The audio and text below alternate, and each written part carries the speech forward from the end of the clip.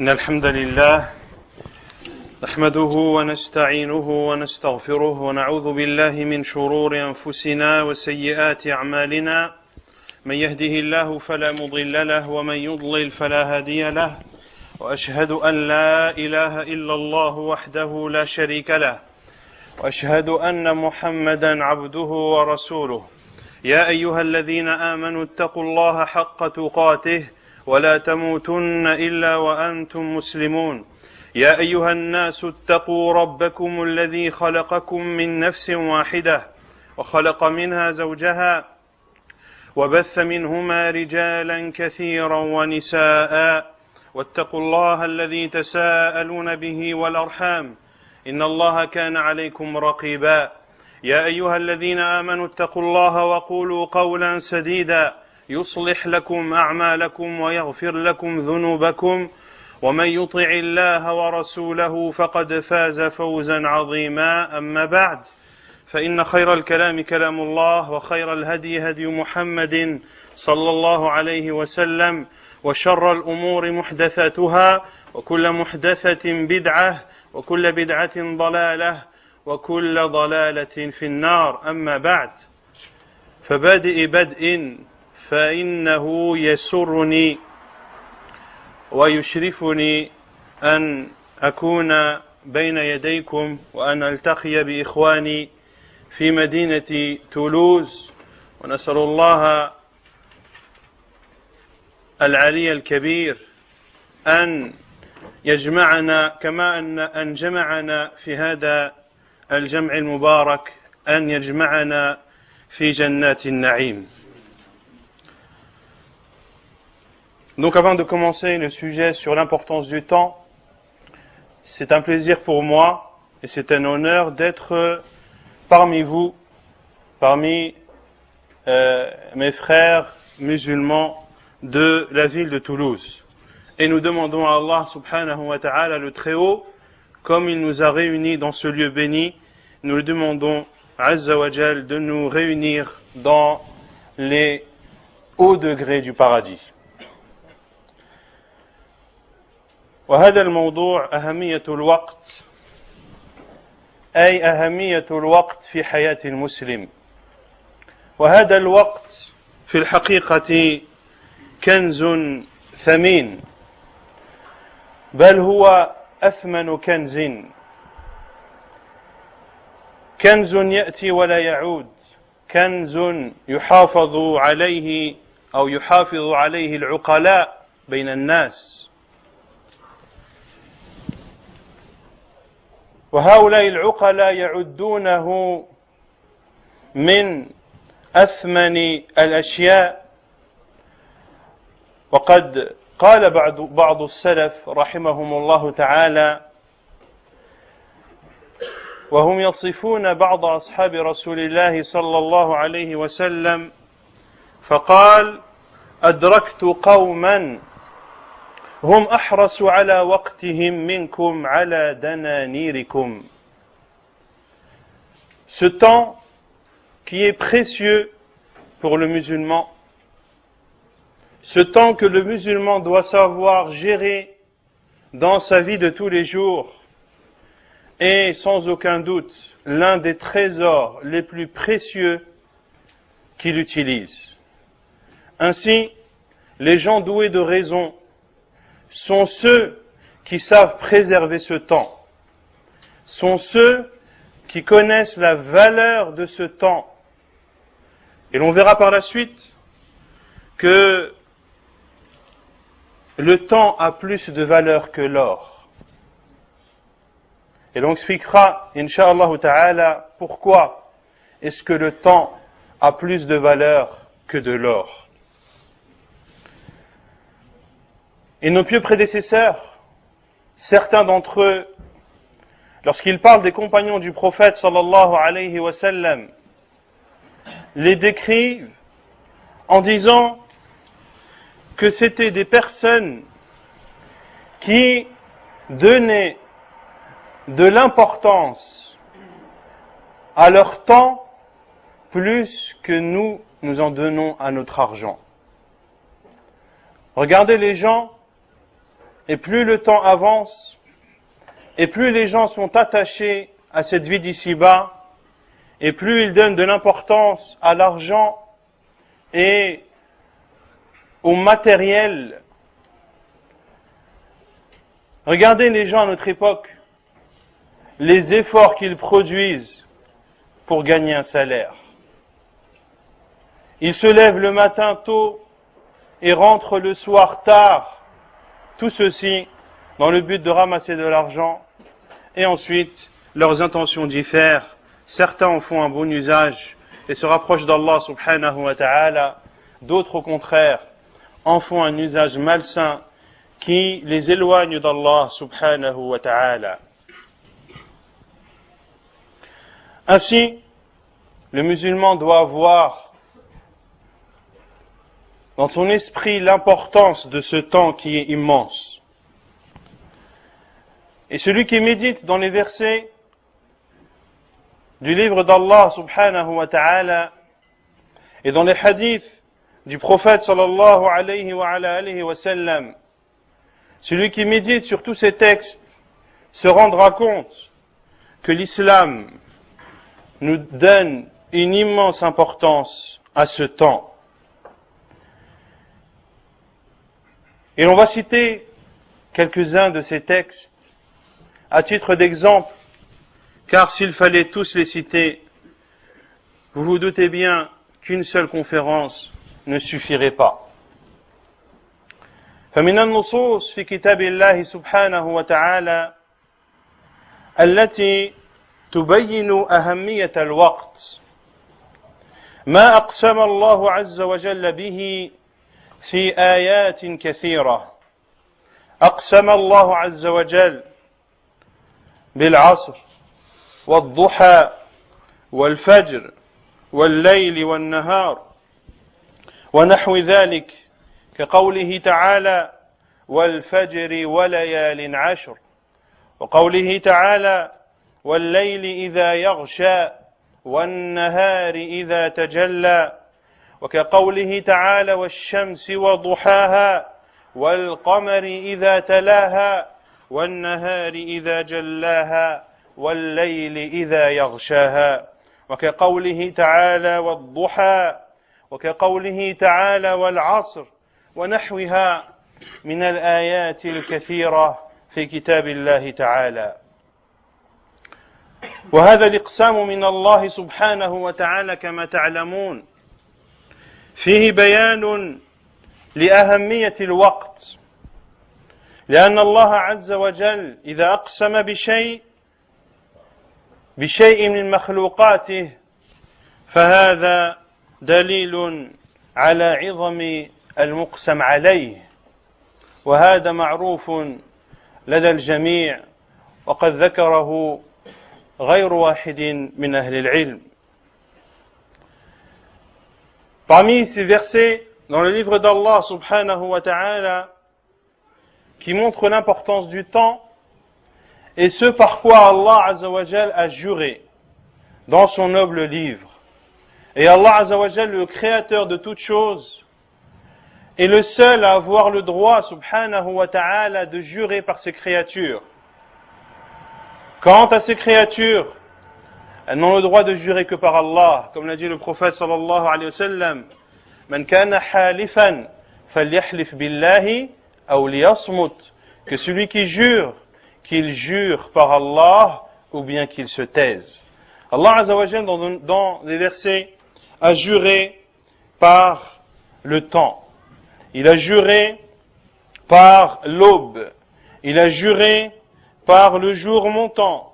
Il a juré par le jour et la nuit, subhanahu wa ta'ala. Il dit azza wa jal, selon le sens, par la nuit quand elle enveloppe tout, par le jour quand il éclaire.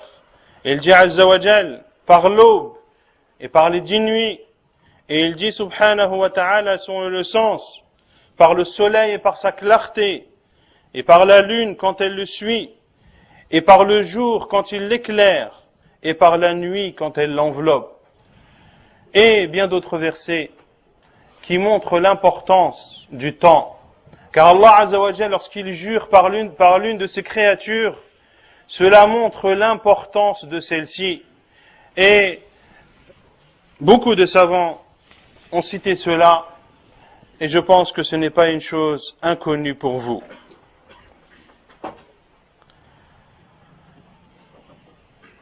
Ainsi, ce temps qu'Allah subhanahu wa ta'ala a mis à ta disposition, tu dois le combler dans des bonnes actions, par des bonnes actions. Tu dois utiliser ce temps pour te rapprocher d'Allah subhanahu wa ta'ala, pour faire ce qu'Allah azza wa jal t'a ordonné de faire, et pour t'éloigner et t'abstenir de ce dont Allah subhanahu wa ta'ala t'a interdit.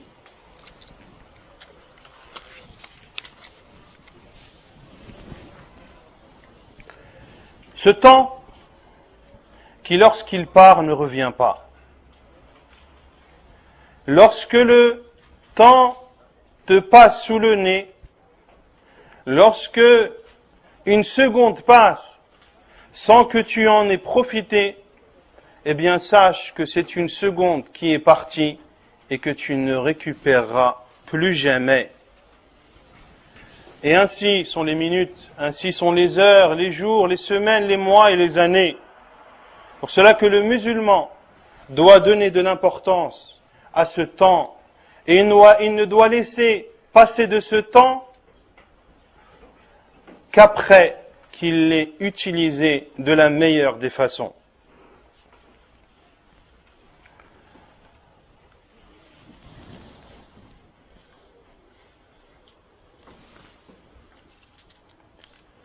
Plusieurs versets également dans Surat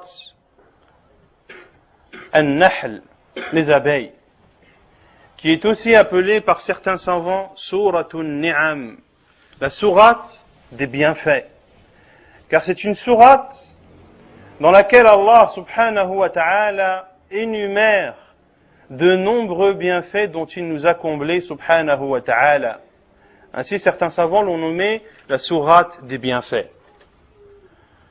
Dans cette sourate, An-Nahl, les abeilles, Allah subhanahu wa ta'ala nous montre que ce temps qu'il a mis à notre disposition est un bienfait d'Allah azza wa jal sur nous.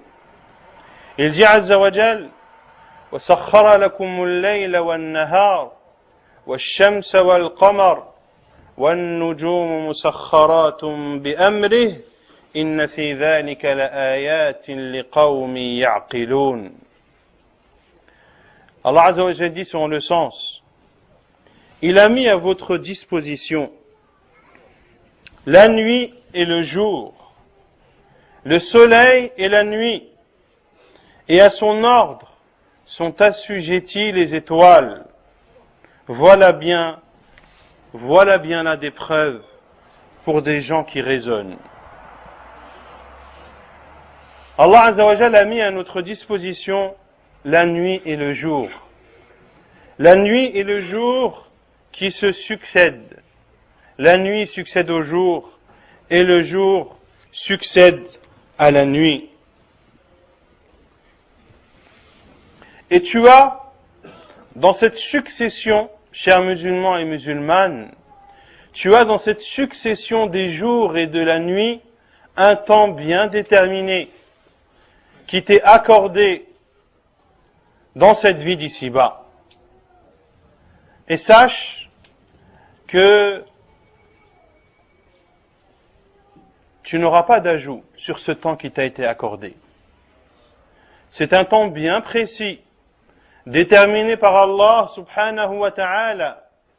C'est ton temps de vie. Et si Allah subhanahu wa ta'ala a décidé que tu meurs la nuit, eh bien par Allah, le jour n'arrivera qu'après que ton âme ait quitté ton corps.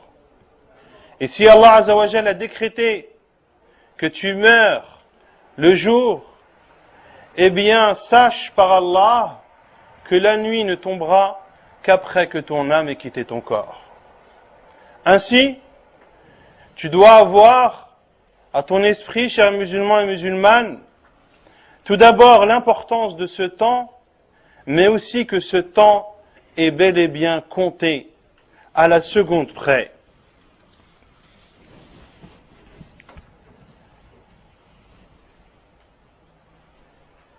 وكما قال بعض السلف يا ابن آدم إنما أنت أيام معدودة تنتهي بانتهاء أيامك. Et certains salafs ont dit: ô toi, fils d'Adam, tu n'es que des jours bien précis. Tu n'es que des jours bien précis qui se termineront par la fin de ta vie. Qui se termineront par la fin de ta vie. Ainsi considère, chers musulmans et musulmanes, que plus le temps avance et plus tu t'approches de l'échéance.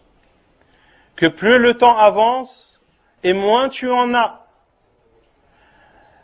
Et l'on verra par la suite que celui qui a atteint un âge avancé et qui malgré cela ne s'est pas encore repenti à Allah subhanahu wa ta'ala et n'a pas fait un repentir sincère, eh bien il doit s'empresser de le faire. Et il faut savoir également que nous avons un temps qui nous a été alloué comme ce temps a été alloué à ceux qui nous ont précédés et comme ce temps sera alloué à ceux qui vont nous succéder. Le musulman doit savoir que qu'il vit dans une époque, mais qu'il a été précédé par des centaines, voire des milliers de peuples. Tu n'es qu'un être humain lambda qui a été précédé par des milliards et des milliards d'êtres humains et qui sera suivi par des milliards et des milliards d'êtres humains. Ainsi, il faut te remettre en question et te dire que des peuples t'ont précédé et eux aussi ont eu un temps alloué, un temps bien précis qui leur a été accordé. Et certaines de ces personnes l'ont utilisé dans l'adoration d'Allah et dans son obéissance. Et on espère pour eux le pardon et le paradis. Et certaines de ces personnes également n'ont pas utilisé ce temps comme il le fallait. Ils l'ont utilisé dans la désobéissance d'Allah Azza wa Jal, dans la débauche, dans l'égarement, dans le polythéisme, wal-iyadhu billah. Et on a peur pour ces personnes de l'enfer. Ainsi, tu dois te remettre en question, chers musulmans, pour ne pas tomber dans ce panneau et pour prendre comme ibrah, comme morale, ceux qui t'ont précédé. Car le musulman intelligent, le musulman doué d'une raison saine, est celui qui prend ceux qui l'ont précédé comme une morale. Il analyse ce que ses prédécesseurs ont fait, comme erreur notamment, pour ne pas les commettre. Et il regarde également ce qu'ils ont fait comme bonne chose, pour les prendre comme exemple et pour essayer de les surpasser. Et Allah Azza wa Jalla a conclu ce verset: Inna fi dhalika la ayatin liqawmi ya'qilun. Il y a dans cela des signes pour un peuple qui raisonne. Il y a dans l'alternance du jour et de la nuit, il y a dans la création du soleil et de la lune, et dans la création des étoiles, dans tout cela il y a des signes pour ceux qui raisonnent. Ainsi, le musulman doit raisonner et doit méditer dans cette alternance des jours et de la nuit. Et qu'il y a derrière cela une sagesse d'Allah subhanahu wa ta'ala. La journée dans laquelle tu travailles et la nuit dans laquelle tu te reposes. Il y a dans cela une sagesse. Car s'il n'y avait pas cette alternance des jours et de la nuit, eh bien tout notre système, tout le système ou l'écosystème qu'il y a autour de nous ne fonctionnerait pas aussi parfaitement qu'il fonctionne grâce notamment par la sagesse d'Allah subhanahu wa ta'ala à l'alternance des jours et de la nuit. ومن الآيات أيضا التي تدل على أهمية الوقت قول الله سبحانه وتعالى إن في خلق السماوات والأرض واختلاف الليل والنهار لآيات لأولي الألباب الذين يذكرون الله قياما وقعودا وعلى جنوبهم ويتفكرون في خلق السماوات والأرض ربنا ما خلقت هذا باطلا سبحانك فقنا عذاب النار. Parmi les versets qui montrent l'importance du temps, la parole d'Allah Azza wa Jal selon le sens, il y a dans la création des cieux et de la terre, et dans l'alternance du jour et de la nuit, des signes pour les doués d'intelligence. Ceux qui évoquent Allah Azza wa Jal, assis, debout et couchés sur leur côté, et qui méditent sur la création des cieux et de la terre. Ô notre Seigneur, tu n'as pas créé cela en vain. Ô notre Seigneur, tu n'as pas créé cela en vain. Allah Azza wa Jal n'a rien créé en vain. Tout ce qu'Allah subhanahu wa ta'ala a créé, il y a derrière cela une sagesse. Alimaha man alimaha wa jahilaha man jahilaha. La connaît celui qui la connaît, et il y a des sagesses qui sont inconnues des êtres humains, mais qui sont bel et bien des sagesses existantes, connues d'Allah subhanahu wa ta'ala. Et tout ceci montre encore une fois l'importance du temps.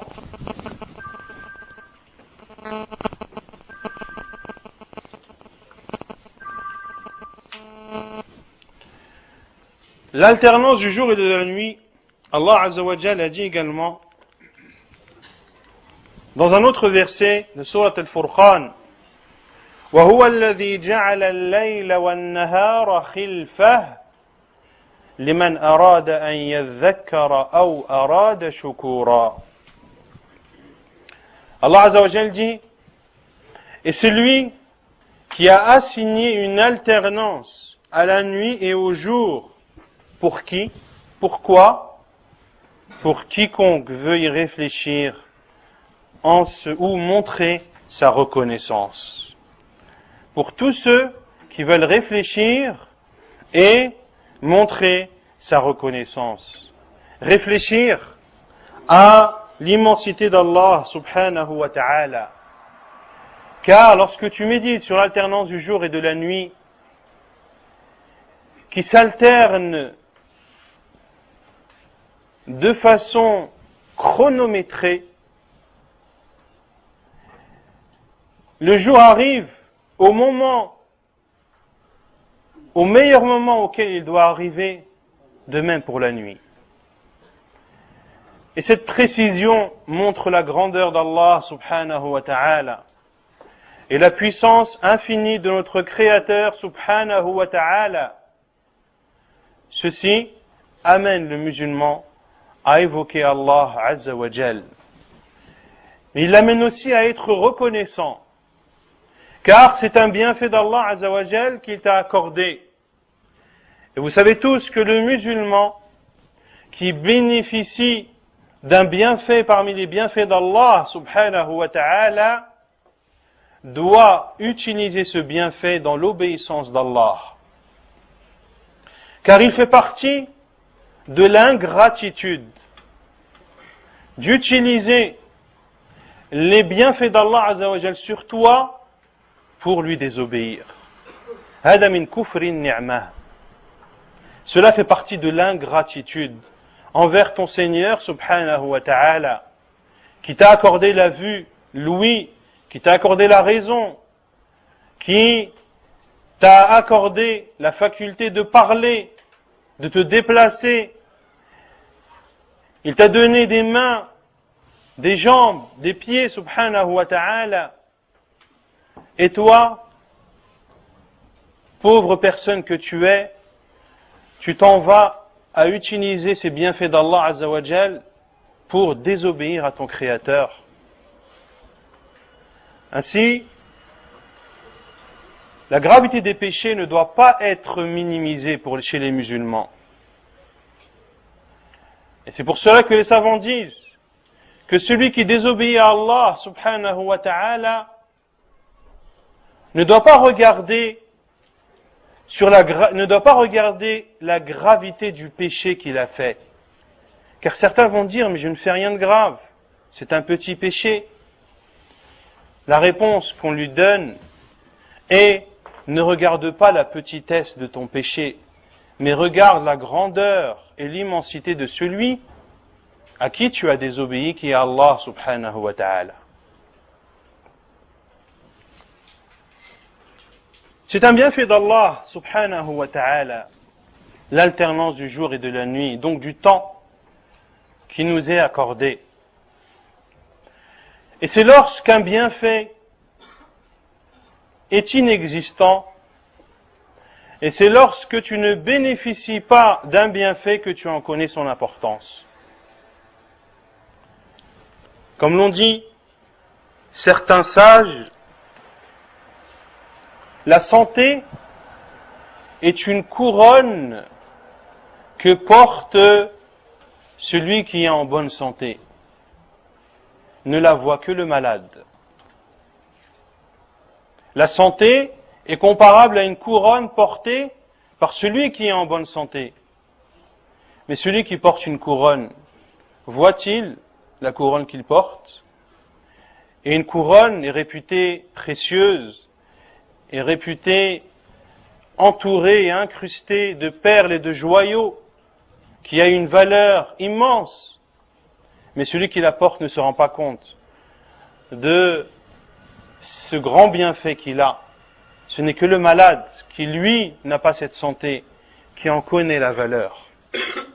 Pour cela qu'Allah subhanahu wa ta'ala a dit, dans les versets 71 et 72 de Surat Al-Qasas, قُلْ أَرَأَيْتُمْ إِنْ جَعَلَ اللَّهُ عَلَيْكُمُ النَّهَارَ سَرْمَدًا إِلَى يَوْمِ الْقِيَامَةِ مَنْ إِلَهٌ غَيْرُ اللَّهِ يَأْتِيكُمْ بِلَيْلٍ تَسْكُنُونَ فِيهِ أَفَلَا تُبْصِرُونَ.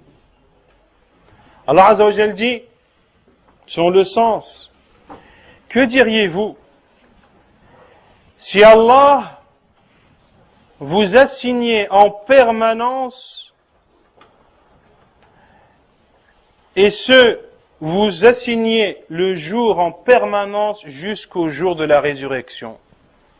Quelle autre divinité autre qu'Allah pourrait apporter une nuit dans laquelle vous vous reposeriez? N'observez-vous pas? Si Allah Azza wa Jal avait fait que ce ne soit que le jour qui existe, eh bien il y aurait des conséquences directes sur l'être humain et sur tout l'écosystème qui l'entoure. Ainsi Allah Azza wa Jal, parmi les preuves rationnelles qui répondent à la mécréance des mécréants et à l'athéisme des athées, est que s'il n'y avait que le jour, et si Allah Azza wa Jal nous avait imposé le jour, et ceci jusqu'à la fin des temps, qui autre qu'Allah serait capable de nous donner une nuit dans laquelle on pourrait se reposer? La réponse est personne. Personne autre qu'Allah subhanahu wa ta'ala.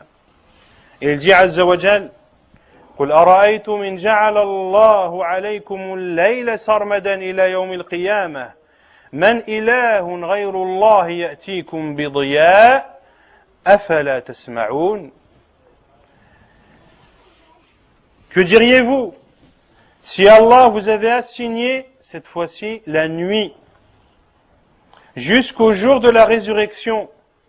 Quelle divinité autre qu'Allah pourrait vous apporter de la lumière? Afala tasma'oun. N'écoutez-vous donc pas?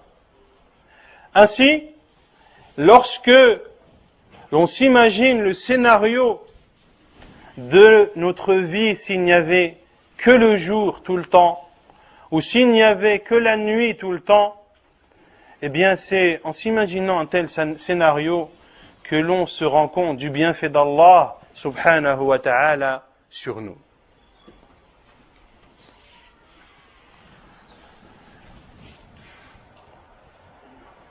Également, parmi les preuves dans le Coran qui nous montrent l'importance du temps, sont les versets dans lesquels Allah subhanahu wa ta'ala nous parle de ceux qui ont perdu leur temps, qui ont perdu leur vie dans la mécréance, dans la désobéissance, dans l'égarement, dans le fait d'outrepasser les limites, dans le fait de s'éloigner de l'obéissance d'Allah subhanahu wa ta'ala.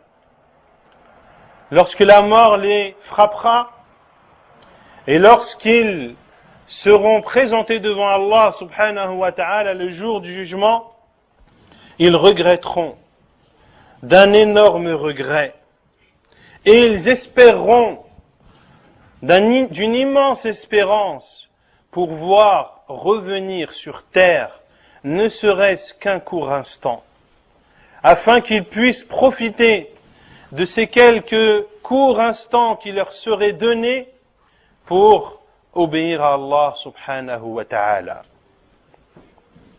Allah azza wa jalla dit: Ya ayyuhalladhina amanu la tulhikum amwalukum wala awladukum an dhikrillah wa man yaf'al dhalika fa ulaika humul khasirun.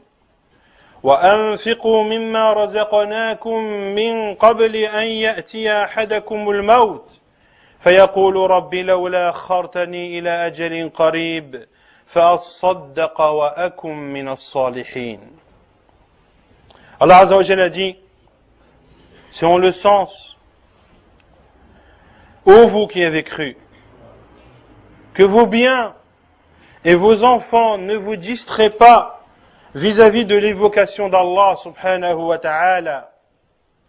Celui qui fait cela, c'est-à-dire celui qui est distrait vis-à-vis de l'évocation d'Allah azza wa jal à cause de ses biens et de son argent, alors ce sont eux les perdants.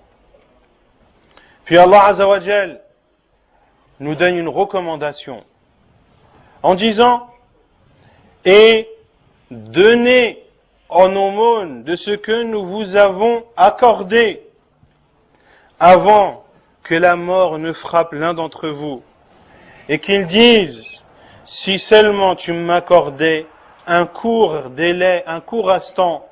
Pourquoi faire?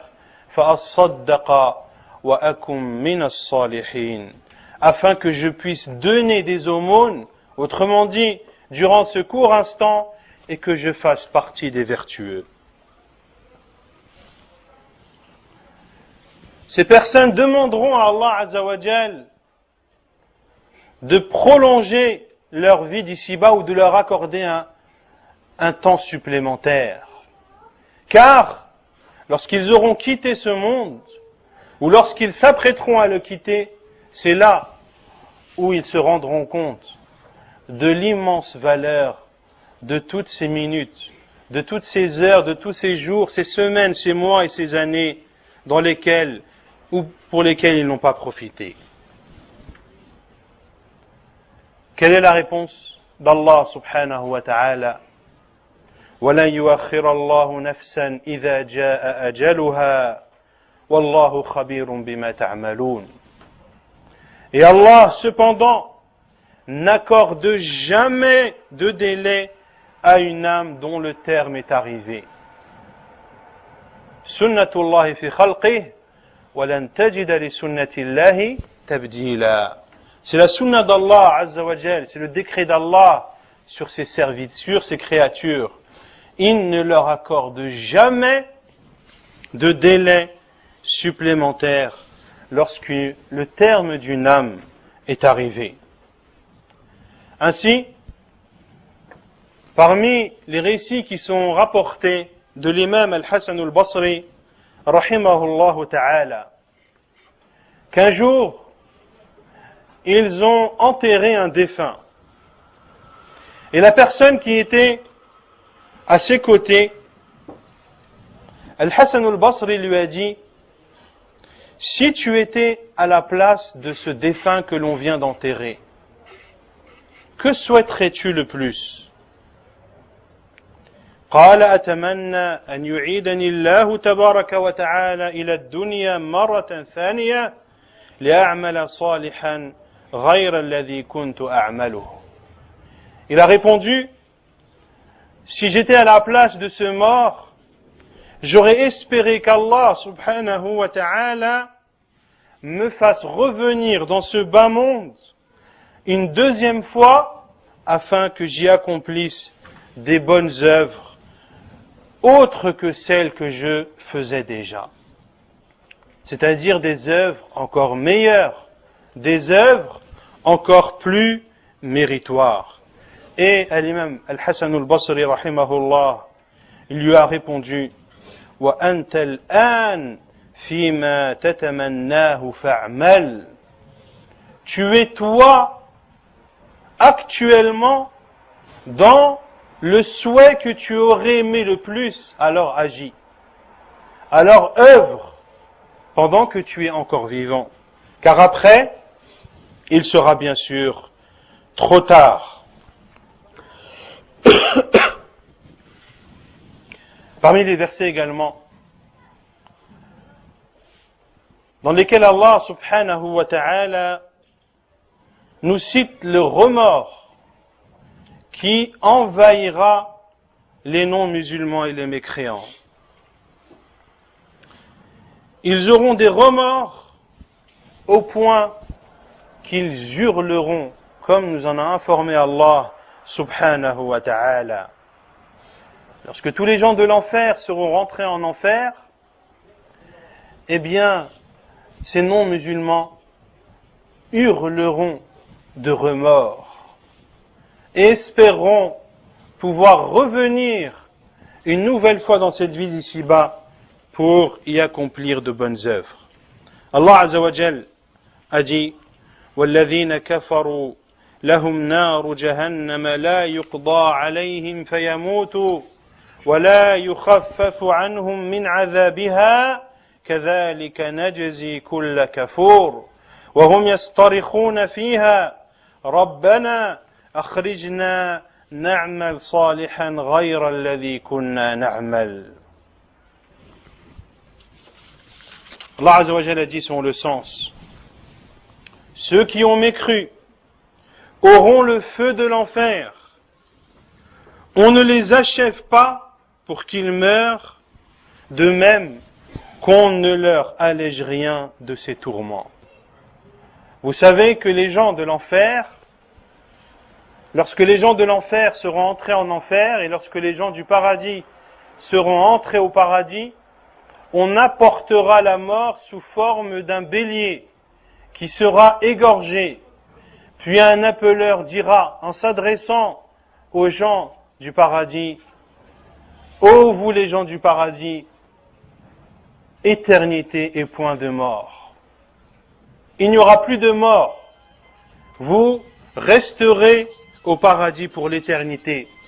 Et ainsi, la joie qu'ils avaient déjà de faire partie des élus d'Allah subhanahu wa ta'ala, de ceux qui profitent du paradis et de ses délices, eh bien, d'apprendre qu'ils y resteront éternellement, accroîtra leur joie.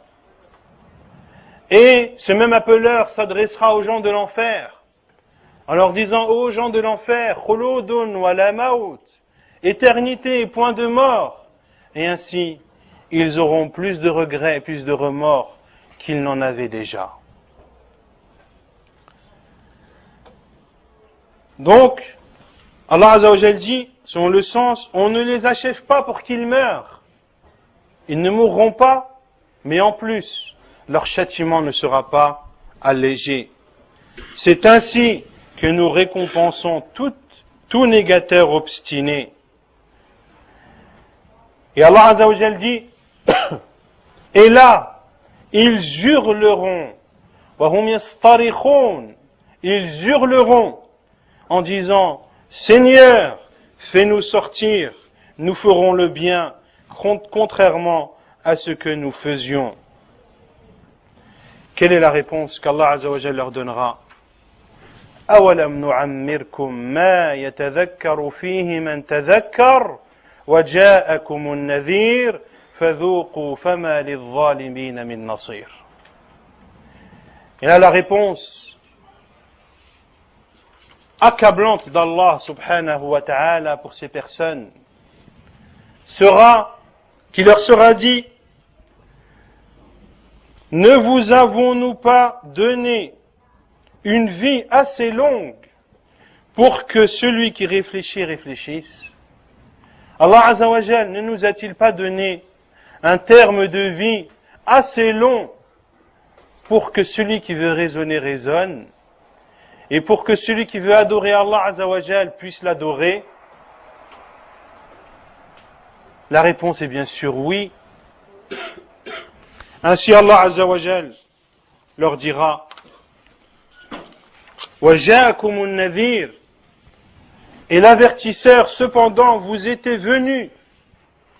Il y avait un avertisseur qui est venu vous avertir du châtiment d'Allah subhanahu wa ta'ala, mais vous avez fait la sourde oreille.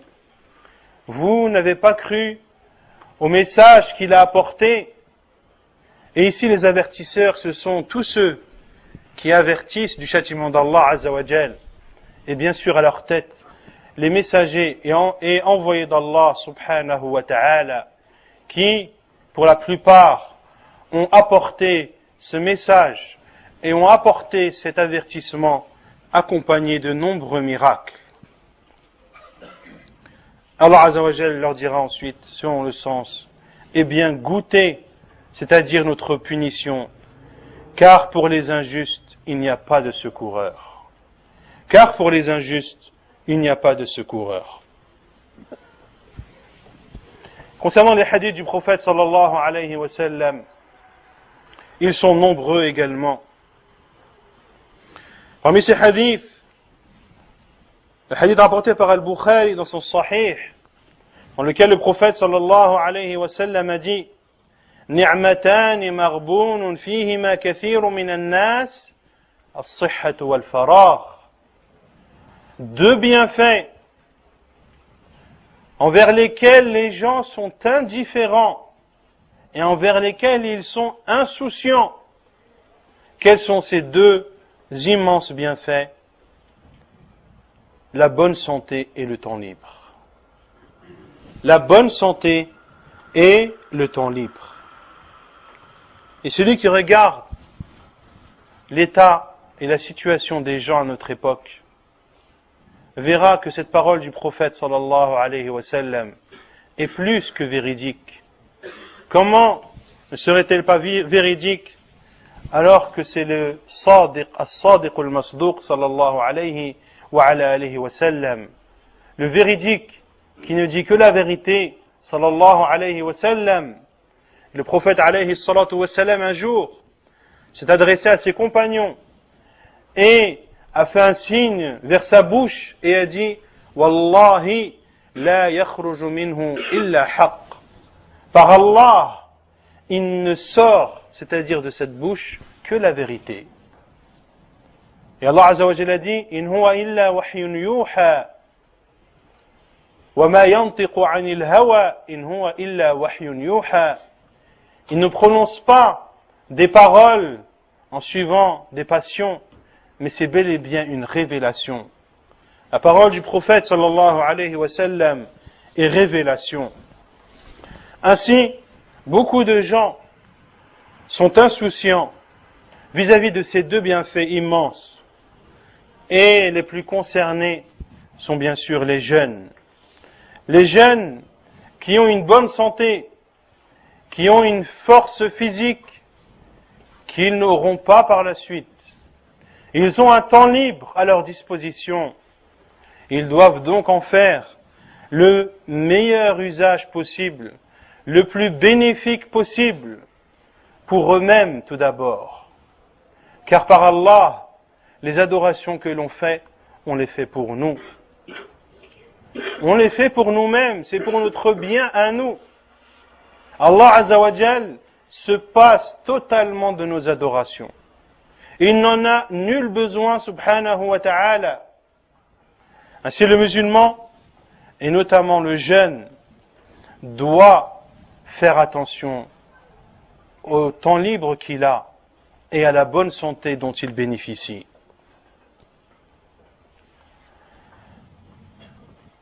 Et malheureusement, on entend des discours à notre époque qui sortent de la bouche des jeunes et malheureusement maintenant même des moins jeunes. Des paroles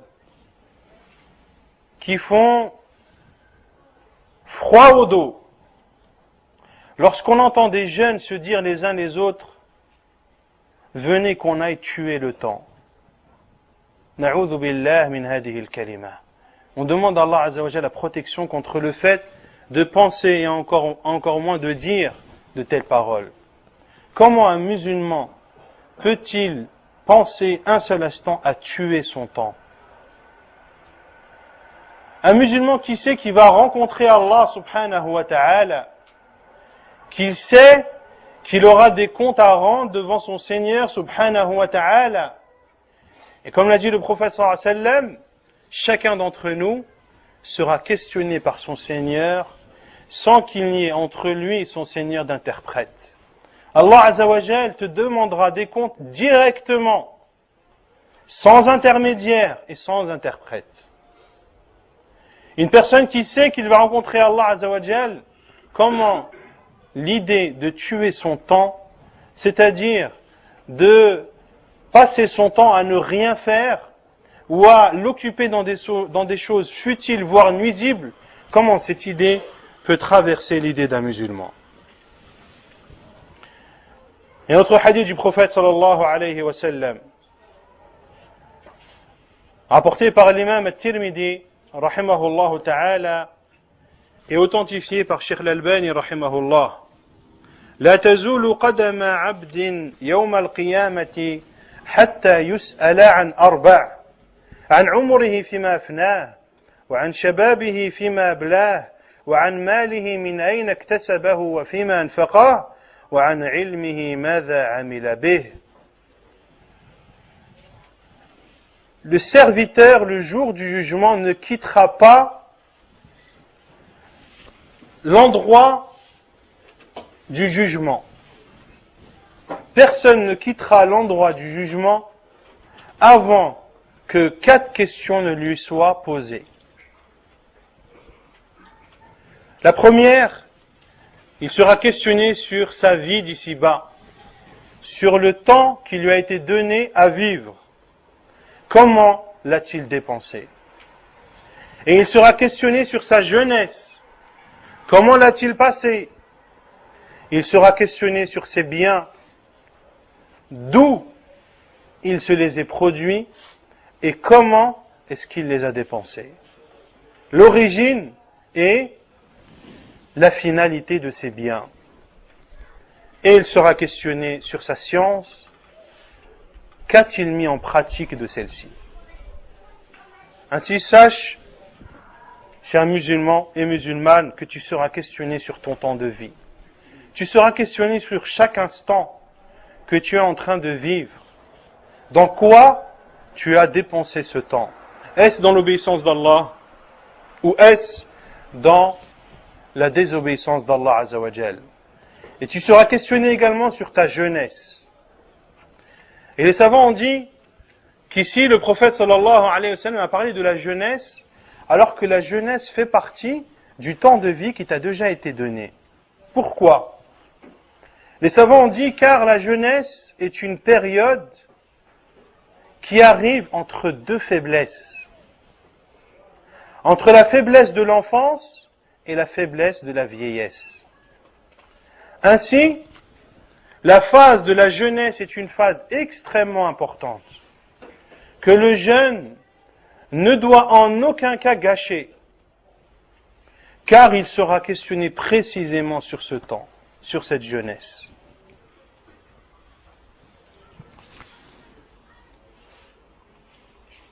Et le prophète alayhi salatu wassalam nous demande de profiter de 5 choses.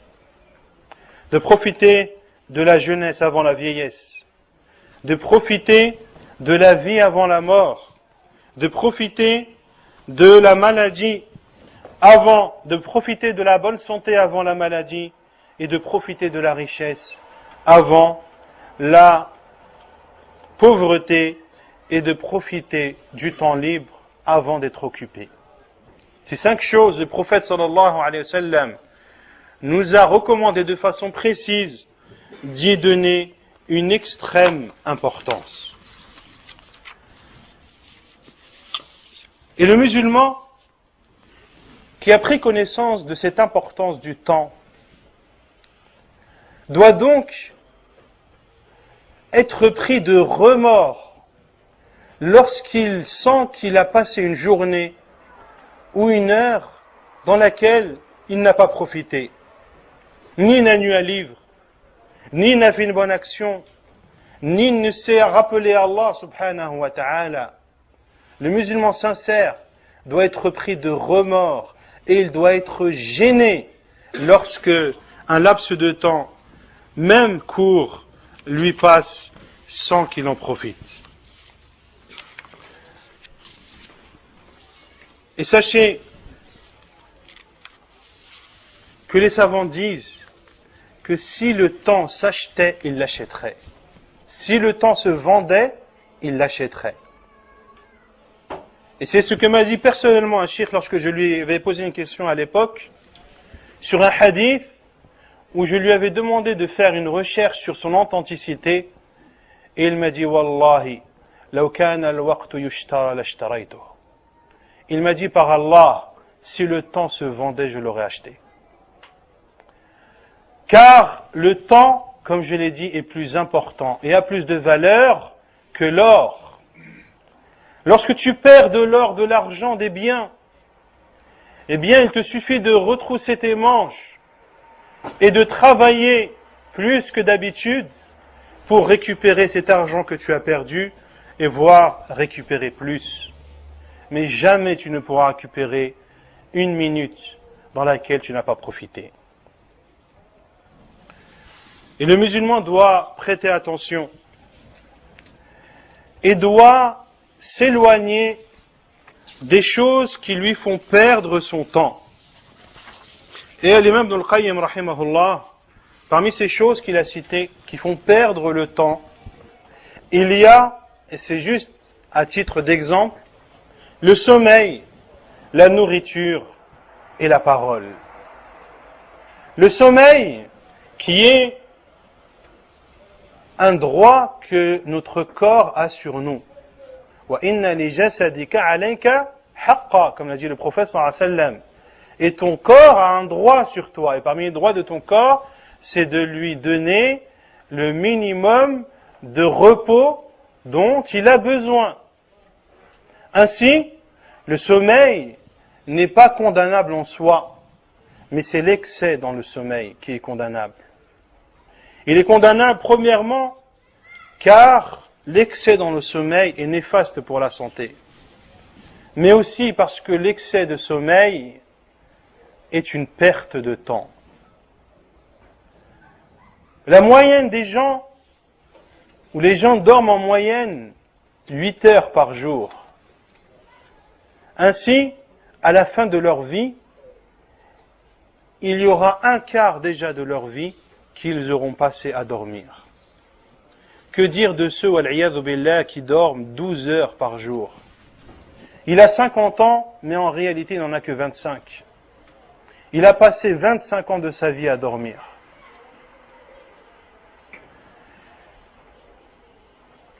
Et parmi les choses qui aident à ce que le sommeil ne se transforme pas en perte de temps, il y a al-qayloula. Pour cela que celui qui regarde la sunna du prophète sallallahu alayhi wa sallam, il verra que ce que nous a conseillé le prophète sallallahu alayhi wa sallam n'est qu'un bien pour nous. Le prophète sallallahu alayhi wa sallam a dit dans le hadith authentique, qilou fa inna ash-shayatin la taqil. Faites la qayloula, car les diables ne font pas la qayloula. La qayloula qui est le sommeil de l'après-midi. Certains disent c'est avant la prière de Dhuhr, certains disent c'est après la prière de Dhuhr. C'est un sommeil extrêmement bénéfique, dans lequel le musulman, dans une courte durée, un sommeil qui varie ou qui a une moyenne d'une demi-heure à peu près, redonne de l'énergie à ton corps et qui te permettra de moins dormir la nuit et ainsi de plus profiter de ton temps. Également, ce qui fait perdre le temps de beaucoup de gens est la nourriture. Certains prennent tout leur temps pour manger. De manger normalement leur prendrait 10 minutes, un quart d'heure, mais non, ils prennent 3/4 d'heure, voire 1 heure, car tout ce repas est accompagné de paroles qui la plupart du temps sont des paroles futiles, qui n'ont aucun bénéfice, et ainsi, eh bien, lorsque l'on additionne toutes ces demi-heures en trop qu'il a passées dans l'heure du repas, eh bien, on verra que cela se transforme vers la fin de sa vie en mois, voire en des années, qu'Allah Azza wa Jalla nous préserve de perdre notre temps de cette façon. Également à notre époque, beaucoup de choses ont été mises à la disposition des gens et qui en réalité leur font perdre plus de temps qu'autre chose. J'allais dire le téléphone, mais malheureusement, dans l'époque dans laquelle on vit, il n'y a pas que le téléphone. Il y a le téléphone, mais il y a surtout Internet. Internet dans lequel tu peux passer 5 heures sans t'en rendre compte. Tu peux passer des heures et des heures devant ton ordinateur sans t'en rendre compte, et par Allah, et que chacun fasse l'examen de soi-même. Après avoir utilisé ton ordinateur et après avoir consulté Internet, dans les choses licites bien sûr, pose-toi la question, quelle a été la plus-value? Quel a été le bénéfice? Qu'est-ce que j'ai tiré de cette heure dans laquelle je me suis posé devant mon ordinateur? Et vous verrez que le bilan est catastrophique. Que l'heure dans laquelle tu es resté devant ton ordinateur, 5 minutes t'auraient suffi. De même que les choses qui font perdre le temps des gens à notre époque, c'est de consulter l'information de façon abusive. Tu vas regarder une information dans tel journal, et puis tu vas écouter la même information dans l'autre journal, et la même dans l'autre, sous une forme différente. Au final, tu as lu 15 fois la même chose sur 15 supports différents. Les savants disent que le musulman doit avoir la connaissance de ce qui se passe autour de lui. Mais cela ne veut pas dire de perdre son temps et d'y consacrer des dizaines de minutes, voire des heures. Les savants à notre époque, et jusqu'à aujourd'hui, écoutent la radio 15 minutes le matin et ça suffit. Il est au courant de ce qui se passe dans le monde et il continue son apprentissage et son enseignement. Ainsi doit être le musulman et il doit être extrêmement vigilant face à toutes ces nouvelles technologies, les unes après les autres, qui en réalité font perdre plus de temps qu'autre chose. Même si en apparence, tu as l'impression d'avoir plus d'informations à ta disposition en moins de temps possible, mais lorsque tu regardes les divagations que tu as fait par-ci, les détournements que tu as fait par-là, eh bien tu verras qu'au final, le bilan est plus que négatif. Et nos salaf, nos plus prédécesseurs, rahimahumullah, donnaient extrêmement d'importance au temps. Al-Hafidh al-Dhahabi, rahimahullah, lorsqu'il cite la biographie de Al-Khatib al-Baghdadi, rahimahullah, il disait que lorsqu'il marchait, il ne marchait qu'en ayant dans sa main un livre qu'il consultait.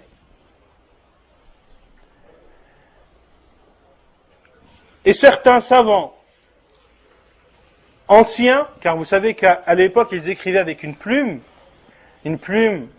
en bois qu'ils avaient souvent besoin de tailler lorsque elle ne prenait pas l'encre suffisamment, et bien lorsqu'ils taillaient leur stylo, et bien ce temps qu'ils prenaient pour tailler leur stylo, ils le comblaient en évoquant le nom d'Allah subhanahu wa ta'ala, en révisant la science et autres. Pour cela que l'imam Ibn al-Qayyim rahimahullah a dit que la perte de temps est pire que la mort. Car de perdre ton temps t'éloigne d'Allah, de cette vie d'ici-bas et de l'au-delà. Quant à la mort, elle t'éloigne de quoi? Elle t'éloigne de la vie d'ici-bas uniquement. Ainsi, l'imam Ibn Qayyim rahimahullah a cité que la mort est pire que la perte de temps est plus grave que la mort. Et il cite également l'imam Ibn Qayyim rahimahullah qu'il connaît, c'est-à-dire il parle de personnes qu'il connaît personnellement, qui lorsqu'ils étaient pris de maladies et de fièvre, eh bien, ces personnes posaient un livre à côté de leur oreiller. Quand ils sentaient qu'ils se sentaient un peu mieux, ils prenaient le livre et le lisaient. Et lorsque le maux de tête et la fièvre redoublaient de puissance et de force, alors ils reposaient le livre pour attendre que la douleur passe. Et nos savants également, contemporains, sont des exemples dans la préservation du temps. Cheikh Al-Uthaymin, rahimahullah, pour ceux qui avaient l'habitude de l'appeler, lorsqu'il l'appelait au téléphone et que le Cheikh, rahimahullah, écoutait la question pour y répondre, l'on entendait le bruit des pages. Le Cheikh, rahimahullah, lisait le livre alors qu'il écoutait la question et répondait à celle-ci. Il profitait de ce temps à la fois pour faire profiter de sa science aux musulmans, mais aussi pour profiter lui-même de la science contenue dans les livres. Et parmi les savants contemporains qui sont connus pour préserver leur temps, il y a bien sûr Cheikh Ibn Baz rahimahullah. Cheikh Ibn Baz rahimahullah, si je disais que c'était une ayah, un signe dans la préservation du temps, je ne serais pas loin de la vérité. C'était un cheikh rahimahullah ta'ala dont la langue ne s'arrêtait jamais de prononcer le nom d'Allah. Il évoquait tout le temps le nom d'Allah subhanahu wa ta'ala. Écoutez-le dans l'émission Nourun ala ad-Darb, l'émission qui passait à la radio et qui passe toujours à notre époque, dans laquelle les auditeurs posent des questions et auxquelles le cheikh y répond. Vous verrez que lorsque la question est posée, vous entendez le cheikh dire Subhanallah, Alhamdulillah, Allahu Akbar, La ilaha illallah. Et lorsque la question a été posée, eh bien, il donne sa réponse. Et il reprend ensuite son évocation d'Allah subhanahu wa ta'ala. Dans sa mosquée, lorsqu'il expliquait un livre et que son élève lisait, lorsque son élève lisait, vous entendiez le cheikh Astaghfirullah, Alhamdulillah, wa atubu ilayh, Subhanallah, Alhamdulillah, Allahu Akbar. Et Alhamdulillah, Allah m'a permis de manger à la table de cheikh dans l'année 98, en 1998, pendant la période du Hajj. J'étais présent Le cheikh, rahimahullah, les gens lui posaient des questions, et le seul moment où le cheikh ne prononçait pas le nom d'Allah, c'était quand il répondait à la question, ou quand il avait la bouchée dans sa bouche. Entre les bouchées, lorsque le cheikh avait avalé, subhanallah, alhamdulillah, Allahu Akbar, alors qu'il préparait sa deuxième bouchée, et ainsi de suite. Le cheikh Ibn Baz, rahimahullah, a appris Alfiyat ibn Malik, les 1000 vers dans la grammaire arabe. Il l'a appris uniquement dans le moment où il faisait les ablutions. Il demandait à un de ses élèves de venir, de lui lire le vers pendant que Cheikh faisait les ablutions. Et au fur et à mesure des jours et des mois, il a appris par cœur les 1000 vers. Rahimahullahu ta'ala. Lorsqu'il était en voyage, il fallait que dans la voiture, des personnes lui lisent un livre, ou qu'on lui pose des questions, ou qu'on lui parle de science, ou bien il prononçait le nom d'Allah subhanahu wa ta'ala. Et de même pour Cheikh Al-Albani, rahimahullah, il a fait changer le sens d'ouverture de sa porte de chez lui, parce qu'il considérait que si la porte s'ouvrait vers l'avant, la porte qui s'ouvrait vers l'intérieur, lui faisait faire 2 pas en arrière, puis 2 pas pour sortir. Il a demandé à ce qu'un menuisier vienne pour que sa porte puisse ouvrir vers l'extérieur, ainsi qu'il n'ait à faire que 2 pas au lieu de 4. Car il a vu qu'au final, cela lui prenait énormément de temps. Rahimahullahu ta'ala. Et certains se plaignent de la dureté des savants, en disant, le Cheikh Intel, il est dur. Je lui ai posé une question, il m'a répondu en 30 secondes. Ce n'est pas une dureté des savants, c'est l'importance qu'ils donnaient au temps. Chez les savants, tout est réglé. Cheikh Ibn Baz, rahimahullah, était le mufti de l'Arabie Saoudite. Il travaillait donc en tant que fonctionnaire de l'État, et il avait des horaires, et le Cheikh, rahimahullah ta'ala, n'est jamais arrivé en retard. Et il n'est jamais parti avant l'heure. Les savants, rahimahumullah, donnent extrêmement d'importance à l'heure. Ils sont extrêmement ponctuels. Le cours commence à telle heure, le cours commence à telle heure. Entre telle heure et telle heure, c'est l'heure de dormir. Entre telle heure et telle heure, c'est l'heure du cours. Entre telle heure et telle heure, c'est l'heure de la révision, etc., etc. Tout est parfaitement planifié chez les savants. Car c'est en planifiant son temps qu'on sait le mieux le gérer.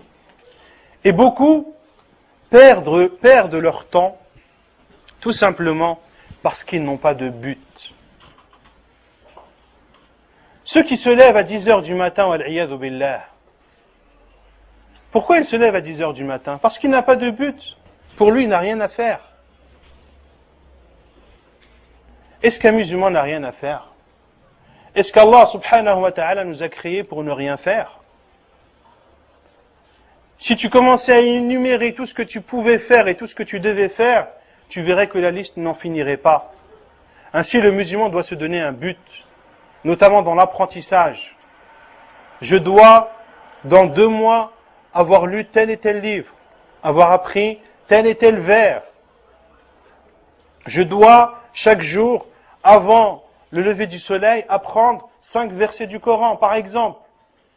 Et tu dois te fixer un but et t'y tenir. Et c'est comme cela que tu pourras revivifier la motivation que doit avoir tout musulman pour préserver son temps et pour lui donner l'importance qui est la sienne. ونكتفي بهذا القدر ونسأل الله سبحانه وتعالى أن يجعلنا من الذين يحافظون على أوقاتهم ونسأل الله عز وجل أن يغفر لنا ما قدمنا وما أخرنا وما أسررنا وما أعلنا وما هو أعلم به منا إنه سبحانه وتعالى ولي ذلك والقادر عليه. وصلى الله وسلم وبارك على نبينا محمد وعلى آله وصحبه أجمعين، وآخر دعوانا أن الحمد لله رب العالمين.